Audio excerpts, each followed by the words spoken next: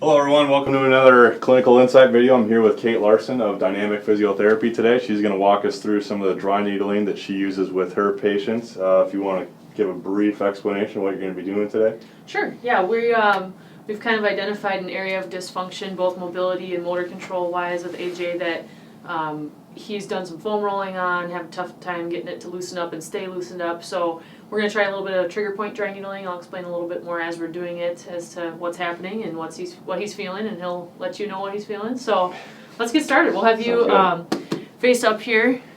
And actually, let's start with a modified Thomas test off the end of the table. So we'll get you right on the edge. Scoot down a little more right on the edge there. We'll lay you back with both knees to your chest, and then we'll let the left relax down. You might have to scoot down just a little bit more so we've got keep it there. So we'll just kind of look at the before test and what kind of tension he's holding in here. So we look at his knee angle for if we're working on quad. And we'll just come back afterwards and see if that's a little bit better, as long as well as just kind of palpating through and looking at his mobility in the next few days and how that changes. So let's bring you up here, set you up, and we'll scoot you back. You can lay all the way on your back. All right, put that on your neck for you. So we use a very small needle. It's the same needle that they use for acupuncture, but very different philosophies behind it. So when people ask me if this is acupuncture, I say no, it's not. It uses the same needle, and that's about where the similarities end philosophy-wise. So I don't know if I want to see it or not. yeah, you don't have to watch, AJ. Do you have to take it out of a sheath? Yeah, it's kind of like a sword. So we palpate across the muscle. We're looking for a taut band. Clinically, we're looking that this fits the clinical presentation and will change their symptoms or function. So he's got a couple of tight spots in there. So I might ask him, where's the most tender, and what do you feel like is the most icky feeling in there? So that one would be a candidate. Yep, right? That one a little higher up. Yeah, so we can follow that line. So that might be about where we start right there. So these are, like I said, pretty small needles. We'll start with a 50 here. They're sterile in the package. We take them out. Actually, I should get you sterilized here first for state law. All these rules. Yeah. Nervous. So what I'm looking for, this is basically, maybe he's quad dominant, he's really driving this quad. I see this in people who maybe hiked down a mountain, hadn't done it in a while. It's a lot of eccentric stress, overuse, improper motor control, mobility issues, all kinds of things we look for trigger points clinically. So we localize it right there. We'll take the tube. Now you're going to feel the plastic tube on here, AJ. So I press that in pretty firmly, so he's not actually going to feel that too bad, right?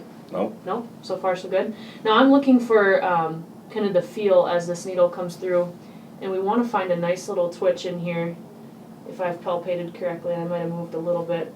Now one thing we can do is, I know he's kind of firing this whole quad as a muscle group a little bit too much, so we can take an E-stim and hook it right up to this. So you just let me know. This should be very tolerable, pretty comfortable, but your muscle is going to contract involuntarily. So we'll stimulate that there. Ah! Too much? No, just different. flashbacks. Okay. Just different. All right. He's had some past experiences. So if you can see that all the way down to his knee and then all the way up into the hip pulsating there, what this might do is kind of shut off or reset this muscle if he's been driving it really hard, and we don't want him to do that. Now the thing people always ask me is, how long does this last for, and will it come back? If I just dry needle something and I don't do any motor control, I don't look at joint function, it will probably come back if it's something that is in his daily routine or his exercise routine. Mm-hmm. If it's an isolated one-time incident where you just did something funny, sometimes those, you get rid of them and they're taken care of. But a lot of times things like this, you got to look at the whole picture. This is just a piece of the puzzle, so it helps me reset things a little bit. So I'll stimulate that until I feel like it's done what I need it to. We put a little pressure on there. You can get little capillaries. Your biggest risk for dry needling is a bruise, which is really scary. No. Typically doesn't happen. I put pressure on here long enough that if it is anything, it's tiny. So I could go through this muscle and kind of search for a few more of those, look at a little bit different angle of fibers and just make sure we've treated out this muscle group pretty well. Sometimes this will actually refer pain. I don't know if you felt that only locally or if it shot up to your hip. We'll try another one here and see. So are you going right into the belly of the muscle, or are you trying to find? So this treats at the motor end plate. So basically where your nervous system meets your muscle, and it's been driving it so hard that it can't shut off. Mm-hmm. What happens with that is you get an imbalance. You don't get as much blood flow. So now we don't have as much oxygen coming to that muscle fiber into that area. So it changes your pH. So that's kind of the twitch that we want to see that I know I got it right away. So a lot of times you'll find those in groups. So I'll come back in. Now this is where I tell them just breathe in through your nose and out through your mouth. You might get a little sympathetic response here because his brain is pretty amped up to fire this. It's been firing constantly for a while. So we kind of make sure we get all that. I can go back and stimulate this again. If I'm not getting another twitch in that area, I'll take it out and that's done. But like I was saying, when you get that oxygen depletion there, pH gets low, it gets acidic, so you have pain, and that starts to refer up and down in all kinds of places. Referred pain from trigger points is a huge, huge problem that we as a medical system overlook because nobody's really claimed the muscular system as their system. You know, we've got doctors, cardiologists, and orthopedists, and all these people that look at their specialty area. Nobody's really claimed the muscular system as their own. So, you know, it's something that physical therapists, we've always looked at the muscular system, but I think we need to be the ones to lead the charge on looking at trigger point treatment and where it fits in. I've definitely had people, you know, gal that was a runner, had hip pain for 8 years, dry needle it a couple times, look at some motor control things, and it's gone in 2 visits. That's 8 years of pain that nobody's thought to look at those muscle, you know, at the muscular system. So, doing all right, AJ? Yep. All right. So I typically, if I identify a good spot, I'll just go in a little circle around it and make sure I got everything. And then we could come in there and stimulate that again. So I might stimulate some and not others depending on the patient, what they've got going on, how centrally sensitized, so how much their brain has changed. Is that okay? Mm-hmm. Their, Hold my hand. Yeah, I'm gonna need to. their drive. This is great for You central did this to me, sensitization. So how long have you had this hip stuff going on for? A long time? Multiple months. It's, Okay. Say about 8 years. Let's say, so you've had some time for your brain to kind of reorganize what it thinks of this area. Mhm. Really cool research behind referred pain and trigger points.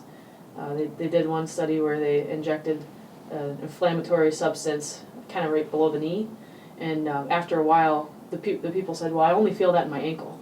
They didn't feel anything in the knee anymore. And it wasn't that long. It was over a course of weeks. So sometimes when you have these muscular things, I don't necessarily care if somebody says they've got pain in a certain spot, when clinically I know that the pain might be coming from another muscle and I palpate it and it's really tight and it's really tender. I'm going to treat that muscle and look at how it relieves their pain. So it's, you know, it's a tool. It's not the fix-all. Sometimes it is in itself really cool what it can do a lot of times. But I think we're always looking for the quick fix, right? Better than taking ibuprofen, right? Yeah, I mean, That's not- and it's so low risk, especially in a quad. Now, when we get into the trunk, there's lung precautions, there's definitely things that we are careful about. There's some muscles that are pretty hard to get to, and some that we just can't. So, it's a tool, like I said, but a really nice tool. I mean, I will take a lot less stress through my hands over the next few years because I'm not doing as much focused soft tissue work when I can dry needle things. So, what do you think? Comfortable? Yeah, it wasn't as bad as I thought it was gonna be. It's, you know, I usually say it doesn't hurt, but it doesn't feel good. There's definitely people who do not care one bit, and they just sit here and it, you know, they're not real centrally sensitized. They haven't had the pain that long. But then there's people where they've had a lot of history there, especially like car accident folks. 80% of those people have trigger points somewhere in their head, neck, and shoulder area, and they get a little more revved up. They might get headaches from it. So the good thing is it's a little diagnostic too. If I dry needle your upper trap, and you know it reproduces your headache coming up over to your eyeball, I kind of know that that's where your headache's probably coming from. So it's a little bit diagnostic, which is really nice because sometimes you've got these headache people, and it's, you know, is it their suboccipitals or is it the way they sleep or their desk or what? And then I can go in there and say, well, it seems to be your upper trap causing it. Now let's look at why your upper trap is tight. So Awesome. Questions on your end after experiencing it?